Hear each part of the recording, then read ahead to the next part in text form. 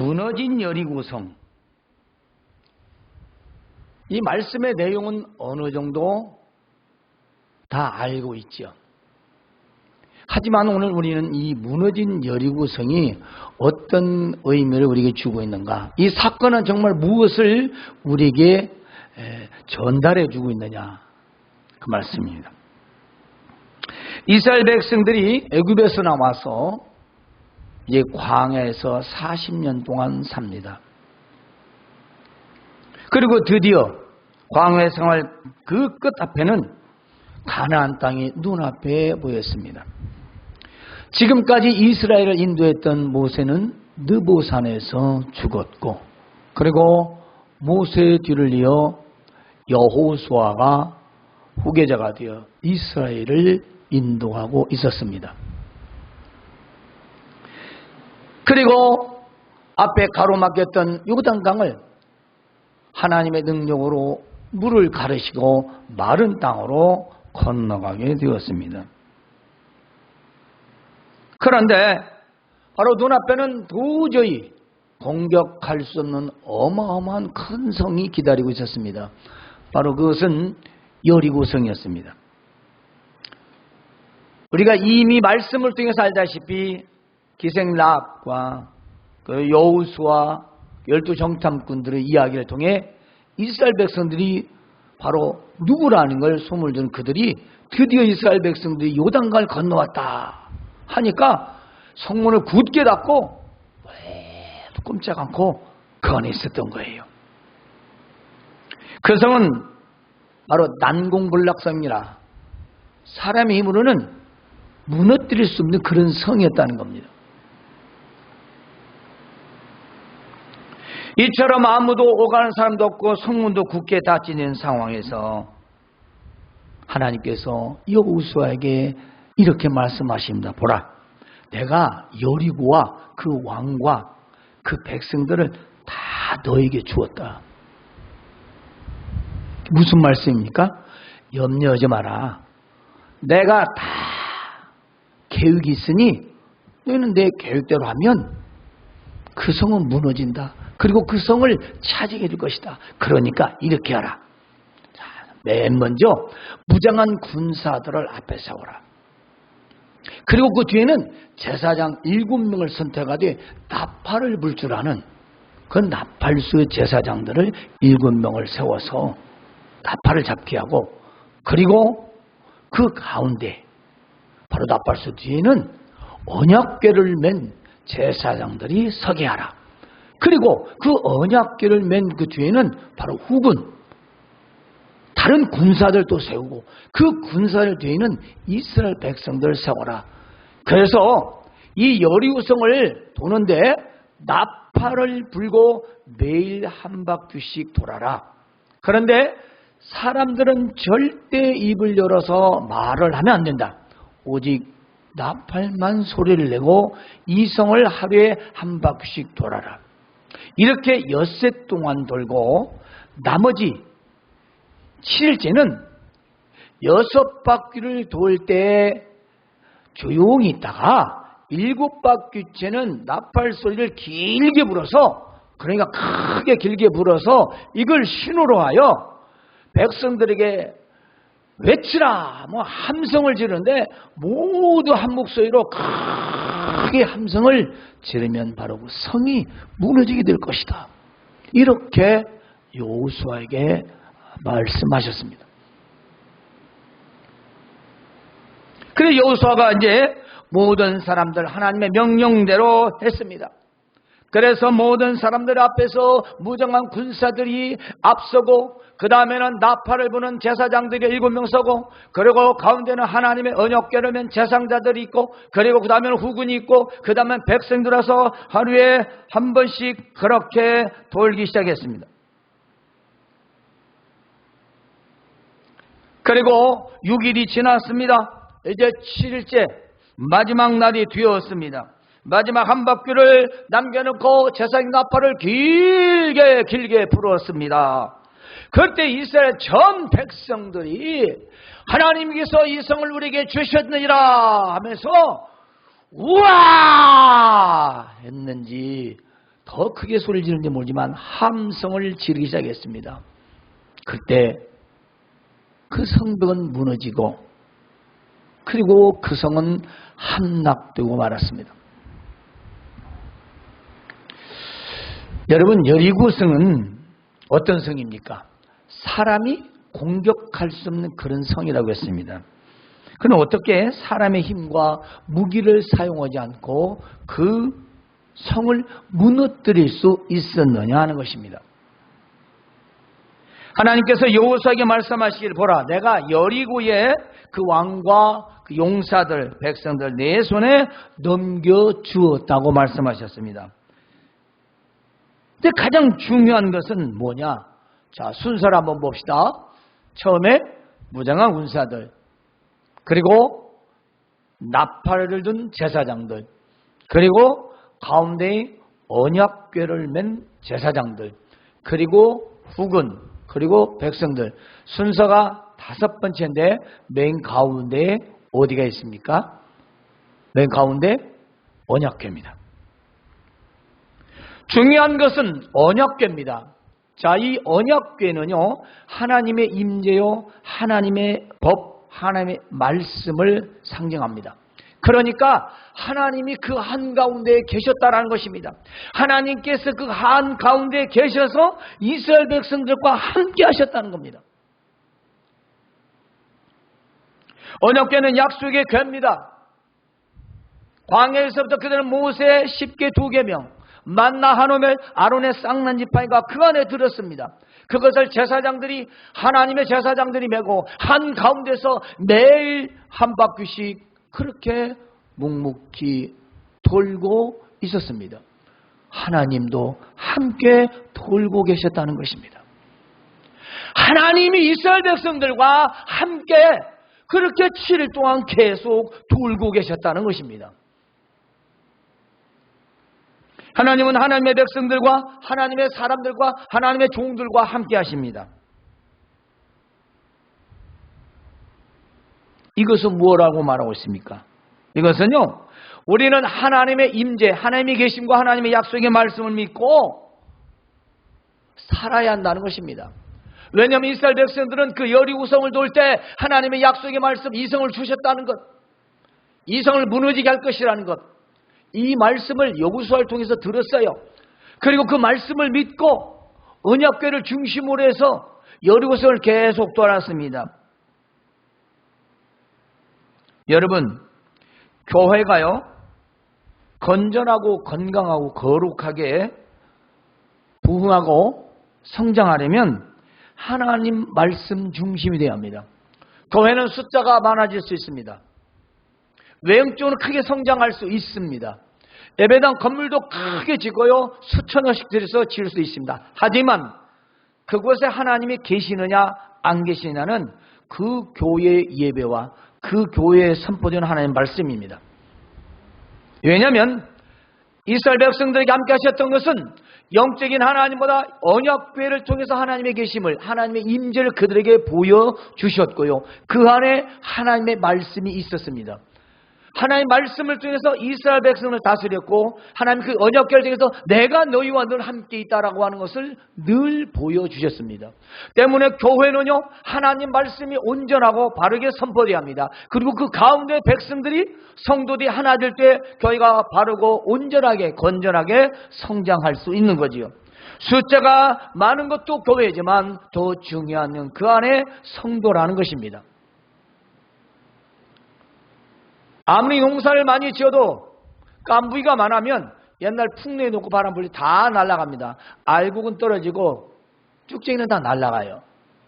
볼 때 수백 가마 수천 가마 될지라도 바람으로 불어보면 다 날아가 버려요. 그러니까 이스라엘 백성들에게 중요했던 건 뭐냐? 언약궤를 중심으로 순종했다는 것입니다. 여호수아는요, 이미 애굽에서 출애굽하여 광야 40년, 그래 애굽에서 태어났어요. 애굽의 생활이에요. 애굽이 고향이라고요. 바로의 모습도 알고요, 하나님의 모습도 압니다. 광야 40년 동안 눈으로 다 목격했어요. 아말렉 전투도 했습니다. 뿐만이 아닙니다. 가나안 땅을 정탐했던 12명 중에 하나였어요. 여호수아와 갈렙. 10명은 악평을 했지만 여호수아 갈렙은 선평을 했어요. 아무리 그럴지라도 우리 하나님 우리와 함께 하시면 그도 우리의 밥에 불과하다. 대단한 믿음이죠. 무엇을 믿었습니까? 환경, 현실, 상황, 이걸 믿은 게 아니라 하나님께서 그 가나안 땅을 주셨다라는 것 때문에 보기에는 키가 크고 두려운 장수들과 그리고 무기들이 있었지만 그것이 아무리 신무기고 아무리 무섭고 아무리 사람이 크고 기굴장대해도 하나님은 이길 수 없지 않습니까? 때문에 눈에 보이는 겁나고 두려운 것들보다 하나님께서 그런 땅 그것을 주셨다라는 말씀 때문에 그들은 우리 밥이라는 겁니다. 우리 하나님 함께 하시면 그건 아무것도 아니라는 거예요. 바로 믿음이었어요.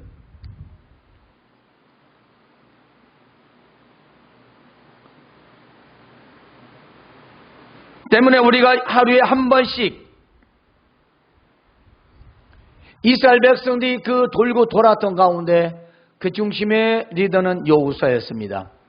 여호수아는 하나님 말씀을 전했고 백성들은 그대로 순종했어요.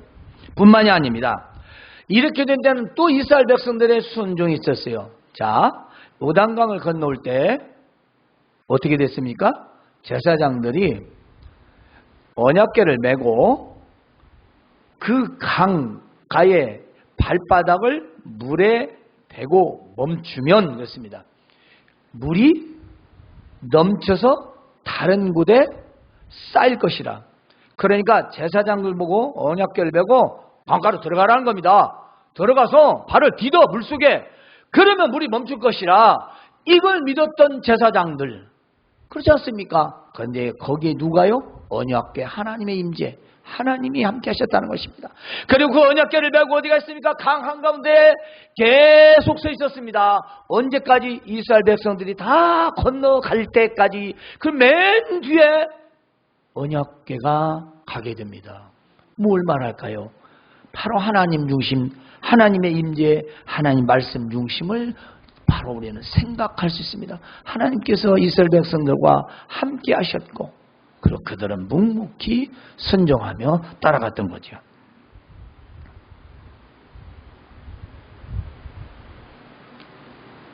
자, 우리가 한번 이제 상상을 해봅시다. 성이 있어요. 근데 한 바퀴를 쭉 돕니다. 나팔을 불고요. 사람들은 아무 말 하지 않아야 돼요.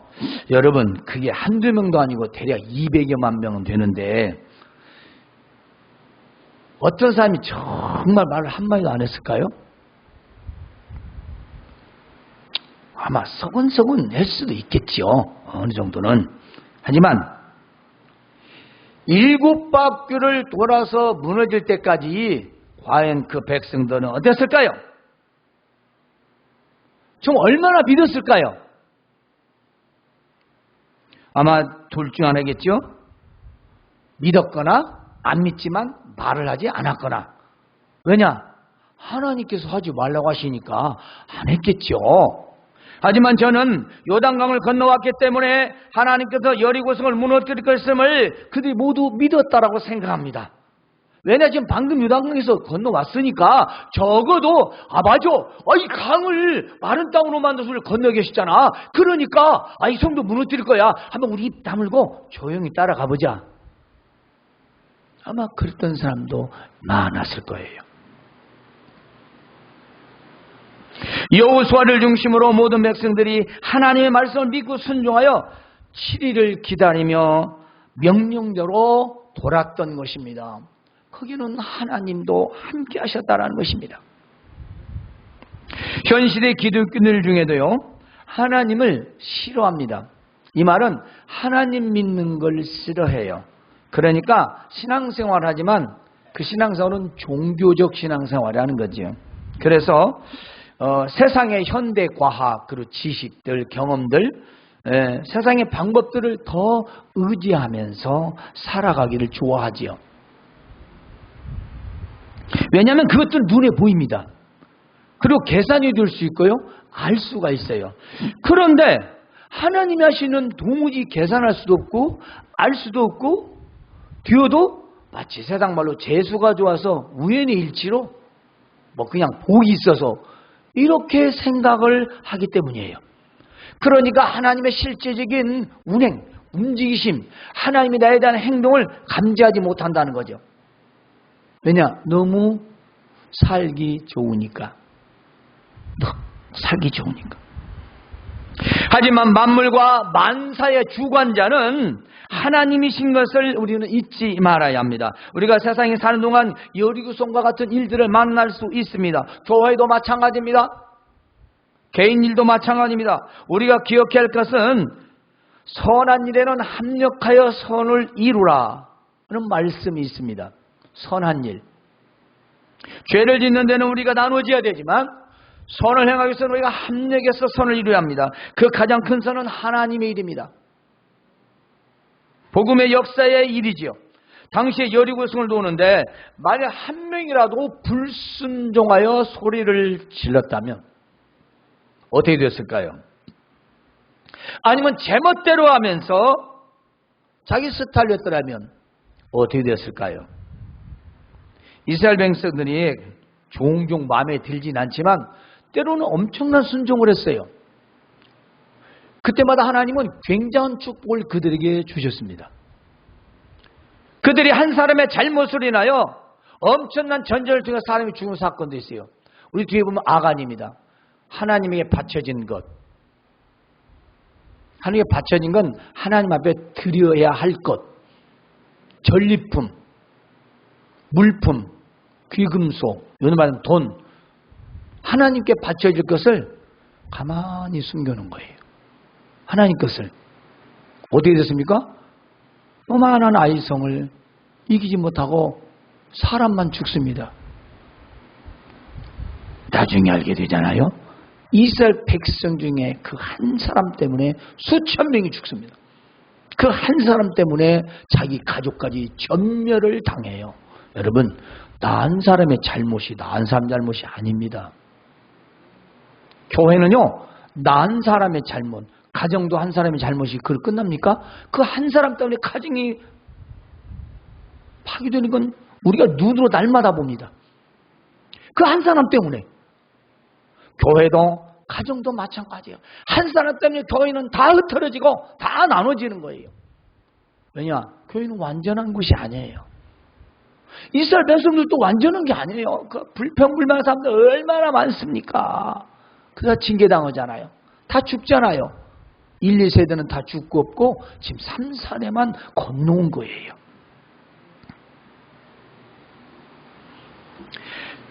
그렇습니다. 이스라엘은 하나님의 공동체입니다. 오늘 우리는 예수 그리스도의 공동체입니다. 예수님은 하나님의 아들이십니다. 때문에 같습니다. 우리는 영적 이스라엘 백성들인 것입니다. 그래서 우리는 같은 마음, 같은 뜻, 같은 생각을 품고 한 목적을 향하여 함께 기도하고 같은 마음으로 나아갈 때 하나님께서 역사하시는 것입니다. 우리 마음이 자꾸 분리가 되고 나눠지면 안 되는 겁니다. 하나님의 역사는 없습니다. 우리 교회는요, 지금 완전 새로운 국면을 맞게 됩니다. 무슨 말씀이냐? 사람의 눈으로 봐서는 망한 거예요. 사람 눈으로. 물론 하나님의 눈은 다르겠죠. 새로 시작해야 할 것은 분명합니다. 그 새로운 시작은 마음입니다. 우리의 마음. 같은 마음, 같은 뜻, 같은 생각, 같은 목적을 놓고 함께 기도해야 됩니다.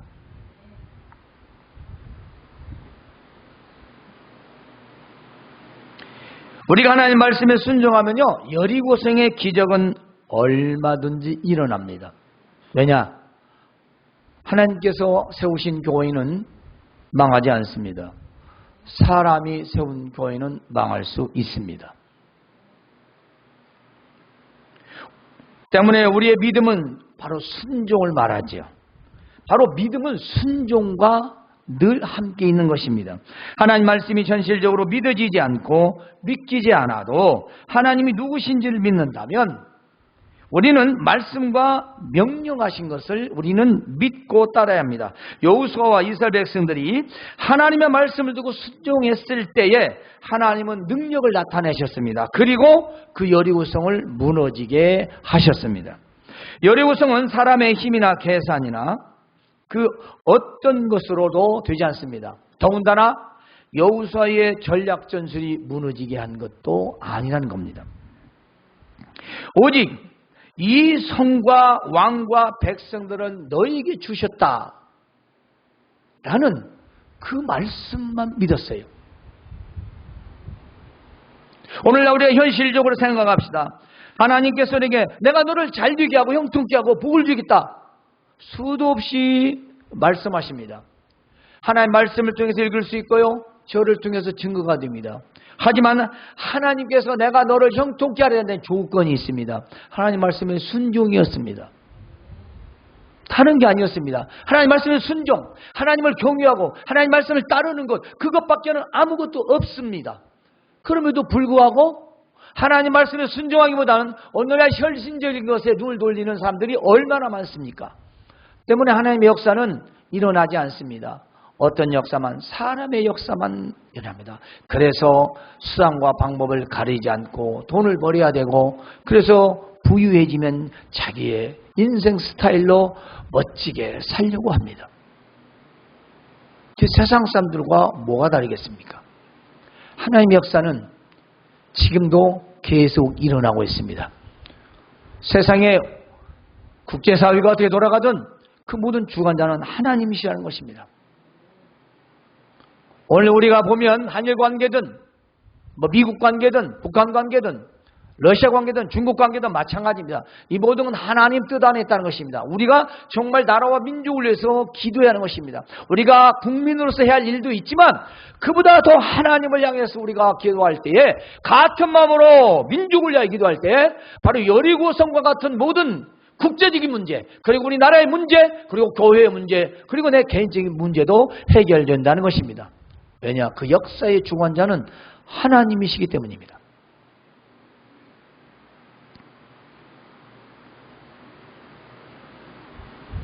말씀의 순종은 여리고성을 무너뜨리는 역사가 있습니다. 그래서 여리고성은 사람의 힘이 아닌 하나님의 능력으로 무너진 것입니다. 하나님의 능력으로 무너진 여리고성. 이것은 소설이 아니에요. 이것을 이야기로만 한다든가 이것을 그냥 성경에 있는 말씀으로만 한다면 우리에게는 그저 그야말로 이야기에 불과합니다. 이것은 사건입니다. 이것은 명명백백한 하나님의 역사적인 사건이고 후에 우리에게 알려주라고 이 말씀이 기록이 되었습니다. 여러분, 삶에서 여리고성과 같이 불가능한 일을 만난다면 오늘의 말씀을 꼭 기억하시길 바랍니다. 이건 사람이 해결할 수 없다. 그렇습니다. 중요한 것은 여리고성을 돌 때 누구도 예외가 없었습니다. 오늘 우리 교회가 한 목적을 두고 함께 기도하고 있습니다. 마치 우리는 여리고성을 매일 돌았듯이 우리도 1년을 돌아야 합니다. 가장 중요한 것은 여리고성을 돌던 믿음, 그들은 함께 같은 목적을 두고 돌았습니다. 무슨 목적일까요? 이 여리고성은 하나님께서 무너지게 하실 거야. 왜냐하면 하나님께서 이 성을 우리에게 주셨다고 말씀하셨기 때문이다. 때문에 이 성은 무너질 거야. 이 성은 무너지고 말 거야. 이 마음이 모든 사람에게 다 있었다는 것입니다. 오늘 우리가 함께 그 앞에 기도합니다. 내가 한 명을 전도해야지. 내가 한 명을 전도해야지. 내가 어떻게 한 명을 전도해야지. 내가 어떻게든 전도해야지. 라는 마음을 가지고 우리가 기도하지 않는다면 우리의 기도는 기도일 뿐입니다. 아무리 목사님이 외치고 아무리 말씀을 해도 나는 나고 교회는 교회고 그렇게 된다면 합심하는 기도가 아니겠지요. 합심하는 믿음은 아니겠죠. 그냥 어디서든지 자기 마음에 들 우리 소망교를 위해서 정말 교회가 성장할 수 있기를 눈에 보이진 않지만, 사람의 생각은 희미하지만, 불가능하지만, 끝난 것 같지만 하나님은 역사하신다. 하나님은 살아계시니 말씀이 바르게 선포되고 있으니 반드시 교회가 이렇게 세워질 것이고, 땅끝까지 하나님 나라 임할 때까지 소망교회에서 예배는 계속될 것이다. 하나님께서 붙여주실 것이다. 하나님께서 동행자를 붙여줄 것이다. 생명들을 붙여줄 것이다. 말씀하셨으니까 우리가 믿고 함께 기도하자.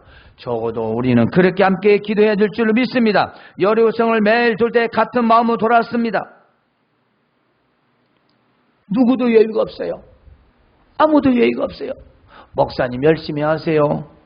저는 뭐 늘 마음에는 있습니다. 뭐 그럴 수도 있겠죠. 제가 그러잖아요. 이단이라고 하는 자들도 자기네 교회를 위해서는요, 직장이고 자식이고 다 내팽개쳐요. 그러니까 교회가 발전하는 거예요. 똘똘 뭉쳐가지고 말도 안 되는 소리로 똘똘 뭉쳤어요. 말도 안 되는 소리로. 말도 안 되는 소리로 똘똘 뭉쳐서도 일을 해요. 사람의 역사가 일어납니다. 왜냐? 사탄의 역사도 있으니까 일어나요. 그것은 망할 역사죠. 하지만 우리 역사는 망하는 역사가 아닙니다. 에?